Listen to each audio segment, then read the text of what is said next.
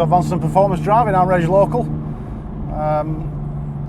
If you saw the last instructional video I did, it was about automatic gearboxes, and I borrowed my dad's car, that Jaguar, to show you how we apply advanced driving principles with a fully automatic gearbox.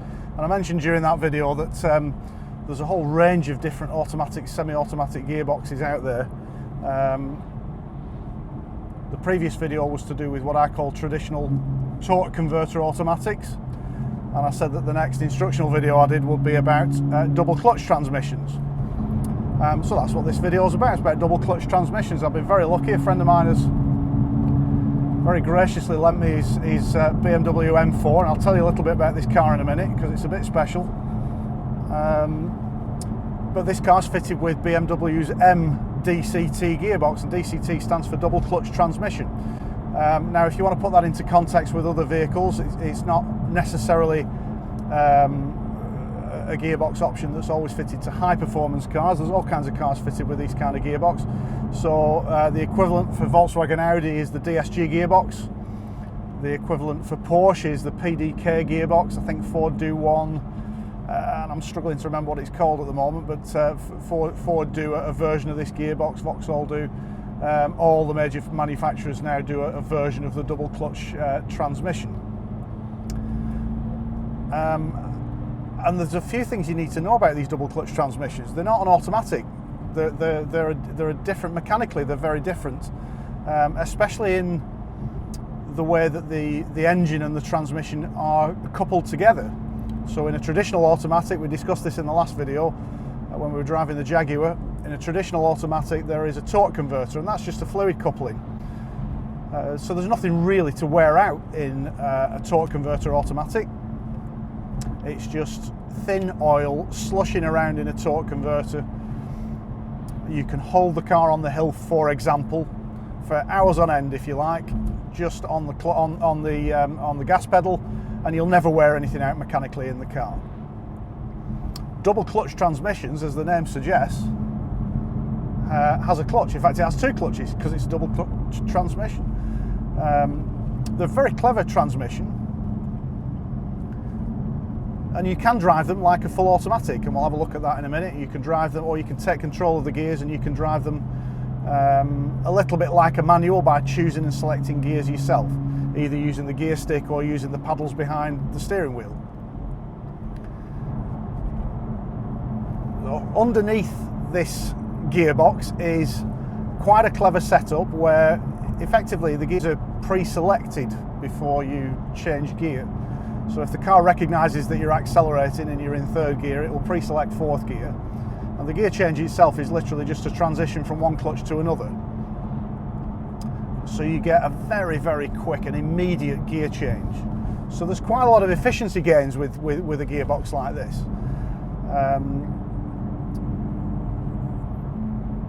There's very little delay between one gear and the next, so as far as either performance or economy is concerned, there's a lot less sort of loss through the transmission.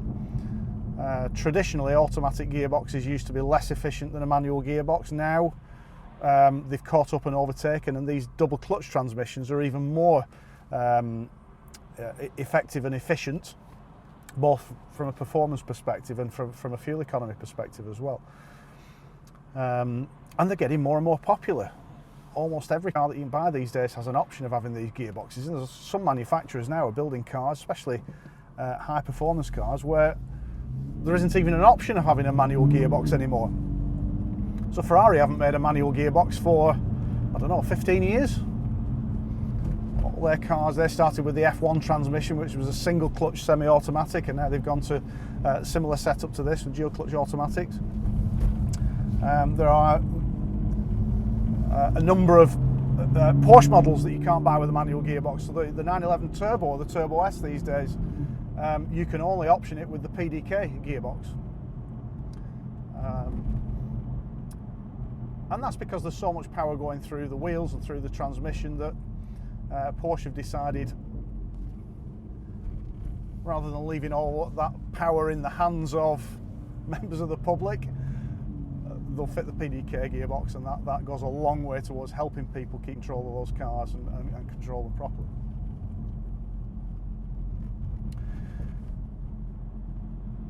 So what do you need to know about using one of these gearboxes? Well, I'm going to pull over in a minute, we'll find a lay-by in a minute. I'm going to pull over and I'll talk you through the very basics.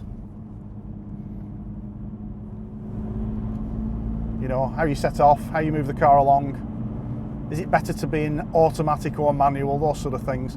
And then we'll go for a drive, and I've come out to one of my favourite roads. We're going to have a drive up the Hartside Pass. I'm going to demonstrate to you how we use this gearbox in conjunction with the system of car control.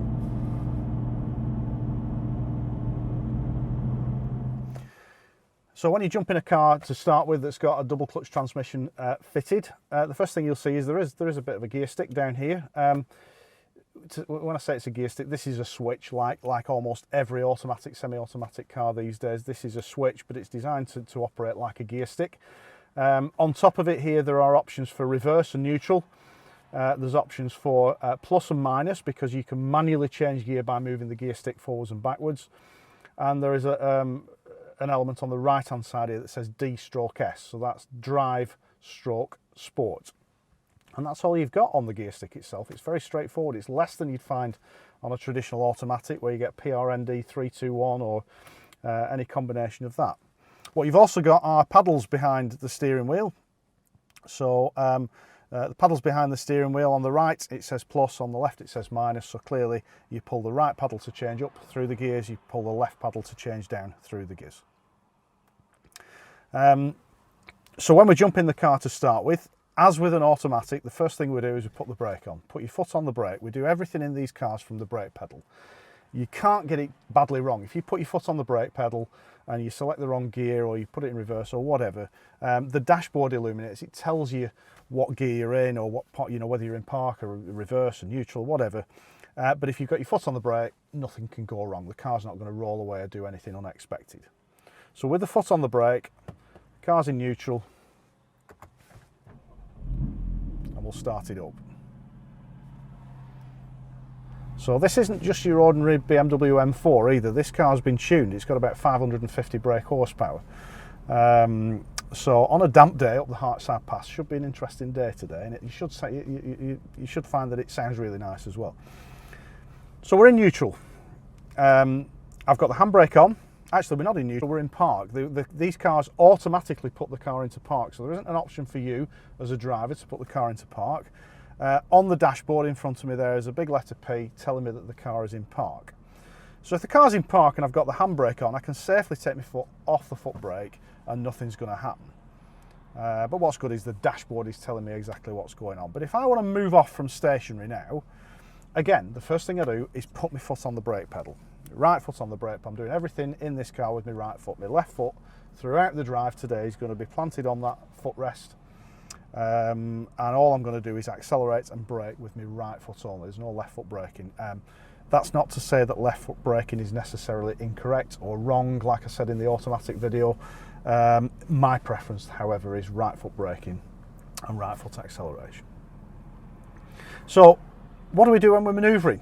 Let's think about that to start with. So the next big difference between this type of gearbox and an automatic gearbox, a traditional torque converter automatic gearbox, is that these cars don't creep. Now you might at some point say, well, hang on a minute, I've got a DSG or I've got a PDK and those cars creep or don't creep. I'm talking specifically about this car. I'm going to give you all the basics of how you use a double clutch transmission, but that's not to say that all the details of this gearbox are exactly the same as the car that you might have or that you might drive on a regular basis.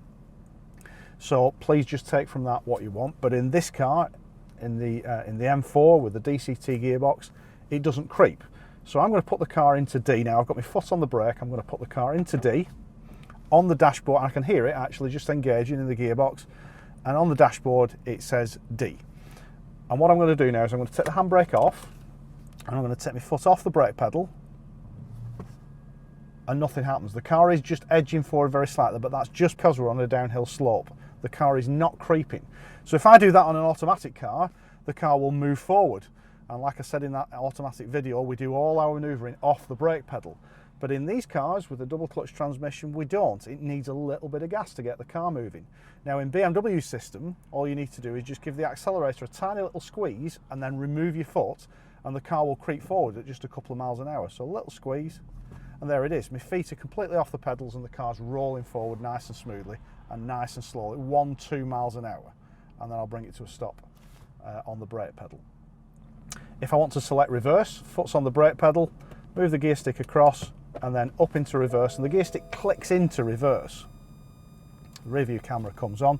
So again, and on the dashboard, it's telling me that the car is in reverse. So I'll have a quick look behind. But again, if I take my foot off the brake pedal now, nothing happens. The car just sits here. What it needs is a little tap on the gas pedal, and then my feet are off the pedals and the car is just reversing very, very slowly, 1-2 miles an hour. I can increase that speed a little bit with a little squeeze on the gas, but then brake it down to a stop and the car comes to a stop. Once it's stopped, I'll just put it into neutral with the handbrake on, and then slowly release the brake pedal so the car's nice and settled. So now we're going to go for a drive. I'm going to go for a drive up the Hartside Pass. So the first thing I'm going to do is demonstrate the car in full automatic mode. So for that, again, my foot's on the brake pedal, click it across into D, and D/S is selected. Now in these cars, if I select D and D is up on the dashboard there, it will drive very much like an automatic gearbox. It will change up and down through the gears automatically, without me having any input at all. All I need to do is press the accelerator, press the brake, and the car will drive along just in the same way as an ordinary automatic. So I'm going to check the mirrors, check my shoulders, and then move off when it's safe. And I just press the accelerator, and you'll hear it now, and you will hear it in this car, because it's got a fruity exhaust on it. And you can hear the car gradually changing up through the gears.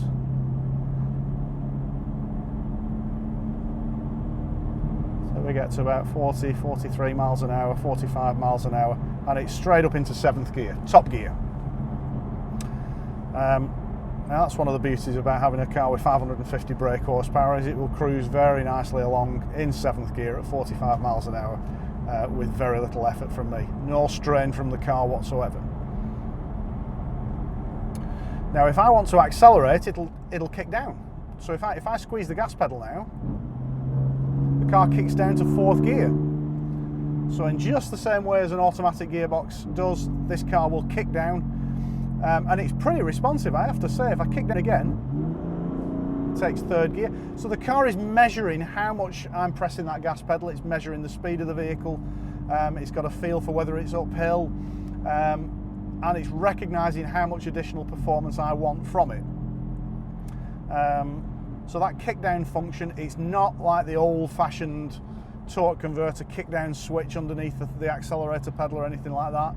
It's just dependent on how hard or how firm I press that accelerator pedal and how quickly I press it as well. So if I press it slowly and gradually, it leaves it in 7th gear. However, if I give it a good squeeze quite quickly, it kicks down to 4th and accelerates.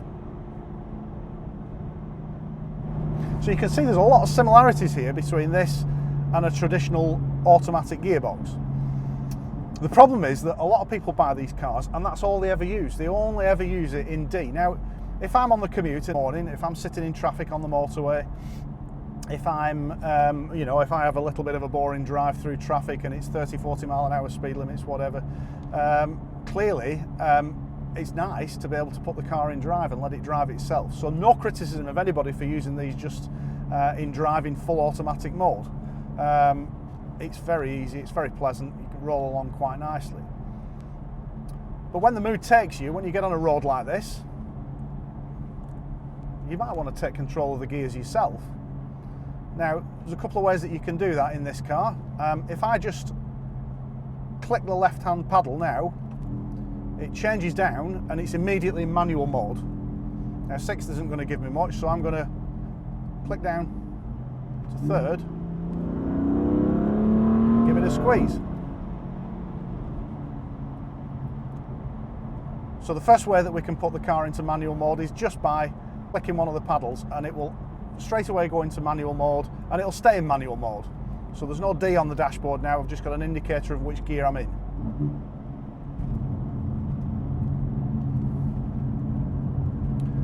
In this car, the second way that we can engage manual mode is pressing the button on the steering wheel. So there are pre-programmable sports buttons on the steering wheel. There's two options on this one. M1 and M2.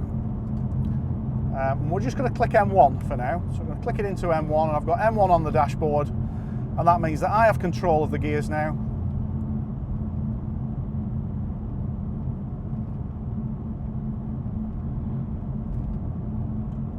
And that will remain in manual all the time. Until I do something else or put it back into drive, that will remain in manual. So we're just approaching my favourite section of the Hartside Pass now. So I want to take control of the gearbox. I want to change gear myself a little. I want to drive the car a little bit. So I've selected M. There's the national speed limit. Just check the mirrors. And it looks, fortunately, like the road's starting to dry now as well. So I'll be able to have a nice little play on the Hartside Pass. So how do we apply the system of car control with a gearbox like this? Well, you watch the last video, you'll know that a very straightforward fault that a lot of people have is that they carry the braking right up to the hazard because they don't feel like they physically need to do anything to change gear. And my advice with that is always imagine you're driving a manual gear, but always imagine you've got to take the gear and come off the brakes with enough time to let the car get the gear. Does sound nice, this.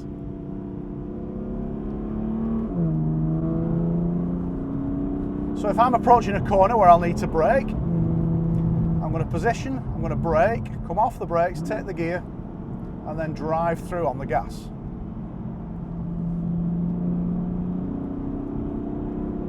Again, for this one, near side position, brakes, off the brakes, third gear, and accelerate through the corner. So I'm coming off the brakes with enough time to let the car get the gear and settle, ready for that acceleration phase to kick in. Now you'll hear when the car changes gear, it rev matches beautifully. It does a better job than I could ever do rev matching. I like to think that I'm pretty good at rev matching in a manual gearbox car, but in this car it just seamlessly matches the revs.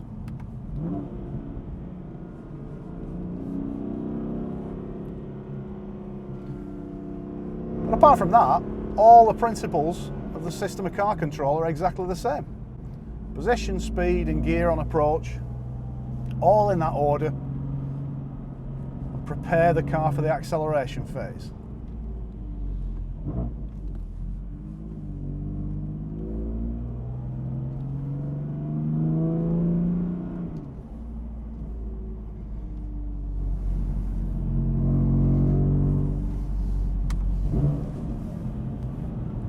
You notice all my inputs are just as smooth as they normally are in any other car.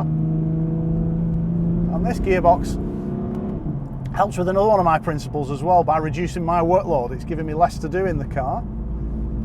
So if I reduce my workload, I've got more spare capacity to think about what's happening down there, to start looking for the opportunity to overtake this car in front, for example.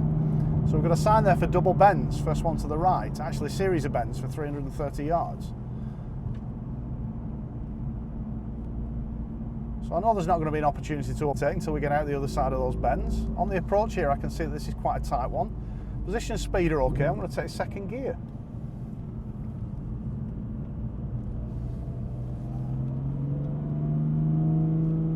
I've got to be careful with this car. It's got 550 brake horsepower. I don't want to give it the beans in second gear for an overtake. I'm going to change up to third. Move near side. There's the opportunity. Off the gas, check the mirrors, into the near side. Just gets a little bit squirrely at the rear axle with all that torque going through those rear wheels. It's rear wheel drive only. Position, speed, gear, and then drive through the corner.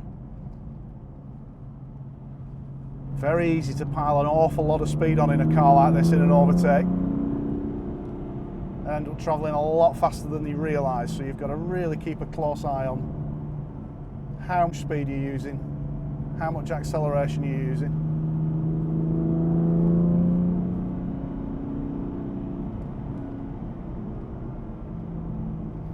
So I'm looking for the opportunity to overtake this Subaru. I'm just going to keep third gear. Massively flexible in this car in third gear. And up ahead, I'm half thinking it's looking good, but I think there's a couple of cyclists just near the chevron boards for that very tight right-hander that's coming up. Yeah, there we are, there's our opportunity. And we're just rolling past in third gear, checking the mirrors, coming back in. And I'm going to come in behind these cyclists now. I'll just roll past them very slowly.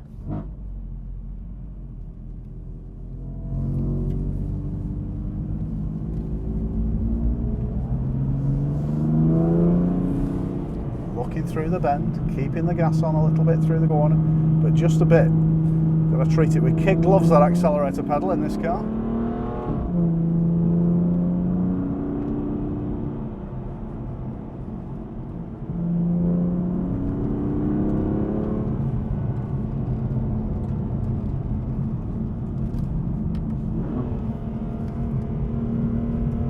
So this is where these gearboxes really come into their own. When you've got the road to yourself, just flicking up between second, third and fourth gear, accelerating through the corners, using the full width of the road where it's safe to do.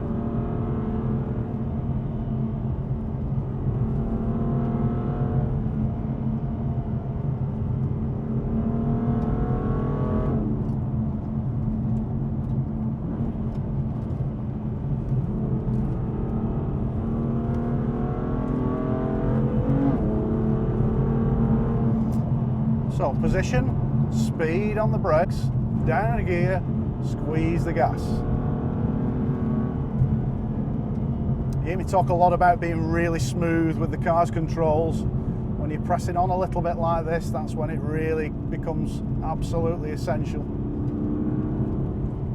If I start giving sudden inputs at the wheel now, the car will very quickly start to slide around underneath me, and we don't want that. Here into a hairpin right, I'm braking quite firm, and then just doing this gear change just towards the end of the braking, so we can overlap the braking and gear changing in a car like this with this gearbox. It encourages you to do that, and on track, that's what you'd be doing. You'd be braking and changing gear at the same time. But if we're going to apply the system of car control, we're going to try and separate that braking and gear changing out a little bit.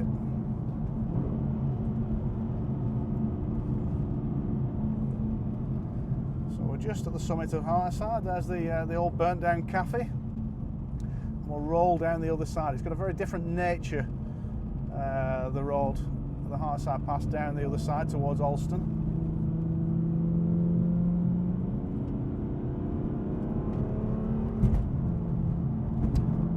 It feels like it's a faster section of road, but you've got to be careful, there's some limited views here. I'm going to take offside through this one, just keep the car balanced. This is where I might start holding a gear for a bit longer, just to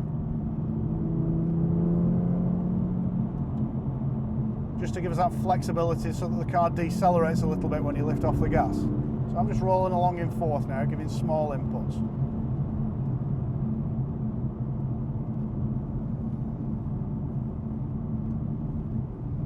So I've got the blue van coming towards me. He's a distance away. I can take a little bit off this corner on the way through, and then back to the near side as we meet the van.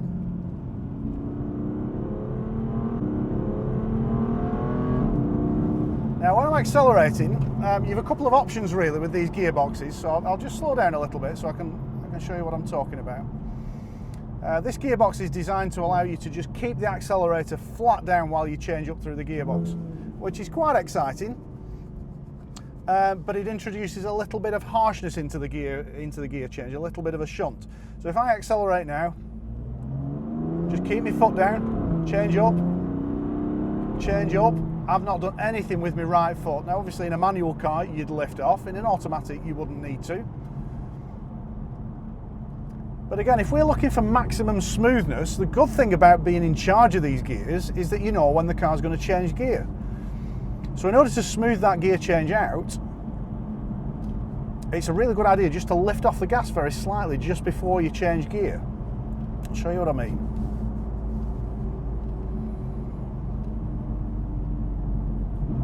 So down to second. So I'm going to accelerate, lift off, change up, back on the gas again, lift off, change up.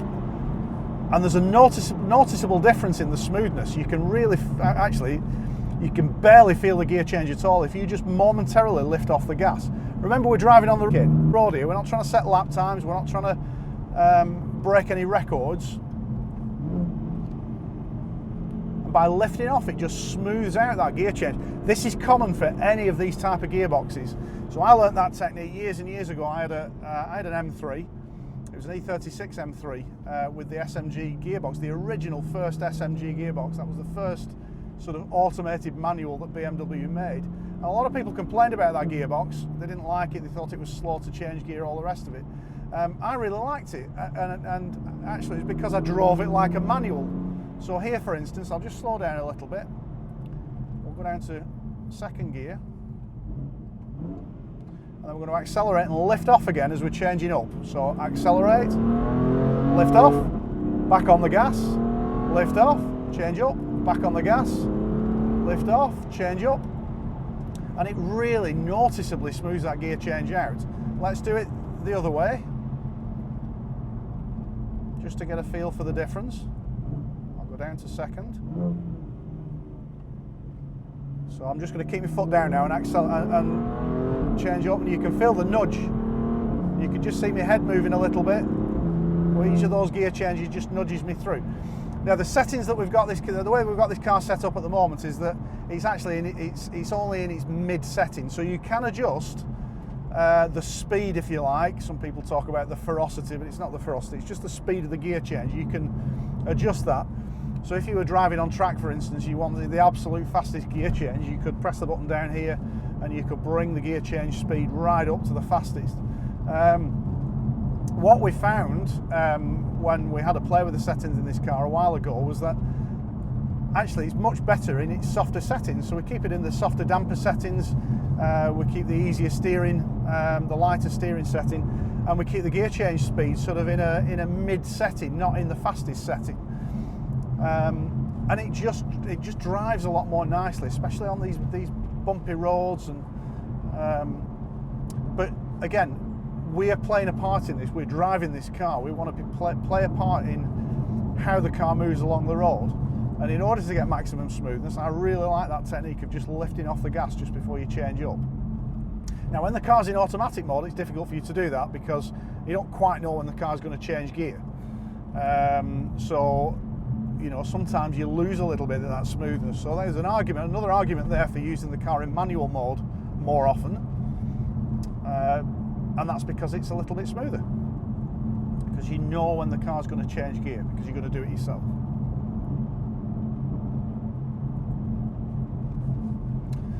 So anything else you need to know about this car, this type of gearbox? Well, here's a biggie.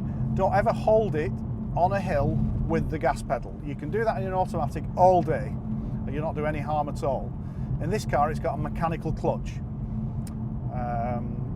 And if you hold the car on a hill with the gas pedal for any length of time, it's the equivalent of holding a manual car on the clutch. And you'll very quickly wear the clutch out. I don't know how much it is to change a clutch in an M-DCT gearbox, but I can't imagine it's 30 quid. It'll be quite a dear job. So,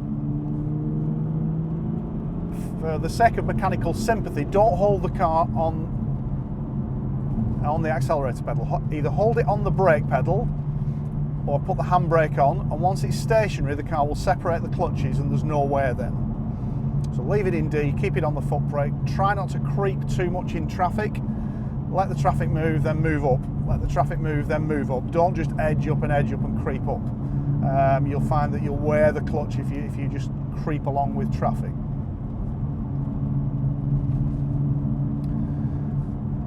And then there's this question, people have the dilemma between buying the manual or buying the automatic, which is better? Well, if I'm looking in purely practical terms, this is better. It's a better gearbox. There's less for me to do in the car. It's more efficient. You'll find if you've two identical models, one with a manual and one with a double clutch option, you'll find that that the double clutch version is quicker, more efficient. So in purely number terms, it's better. It only comes down to personal choice. I think that the number of these that BMW sell with this gearbox over the manual, I think they outsell the manual by, I don't know, 5 to 1. I know with mine, the M135, I think 75–80% of all the cars that they sold had the automatic option rather than the manual option. So you can see that they're getting more and more popular, and you can understand why when you drive them. So which one do you get? Well, that's up to you. Do you like a manual? Do you like to be involved in the process? Or do you want this modern, efficient, effective gearbox? And I think they're fantastic, these gearboxes. They're really good.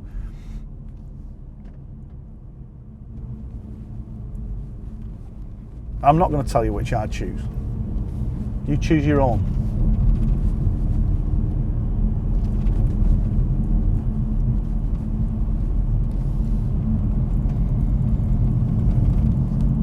So there we are, double clutch transmissions. I think if you're ever unsure whether these transmissions are for you, and I'll get down to a dealer's and go and try one. They are, I think they're very efficient, they're very effective, they're very nice to use, lovely in a car like this. I wouldn't really want to fluff a gear change in a 550 brake horsepower car. You could do an awful lot of damage if you got the gear change wrong. So the fact that this is never going to get it wrong, you know, the gearbox won't allow you to take, for instance, too low a gear. It won't let you over rev the engine. There's all these safety parameters built in.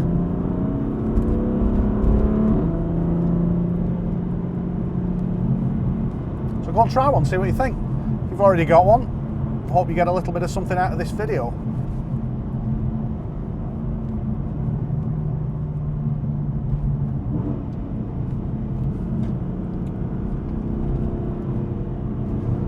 But for now, thanks for watching. Don't forget to subscribe to the channel. Press the notification button as well, you get an email then when I put a new video on. And give us a follow on Twitter as well at RegLocal. Go and have a look at the website, reglocal.com. There's loads more information about advanced and performance driving there.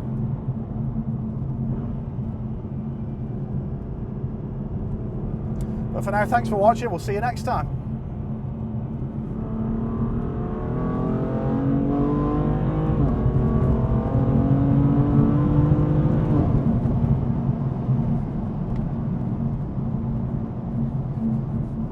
Bit of dry road now, Mark. It's nice, this.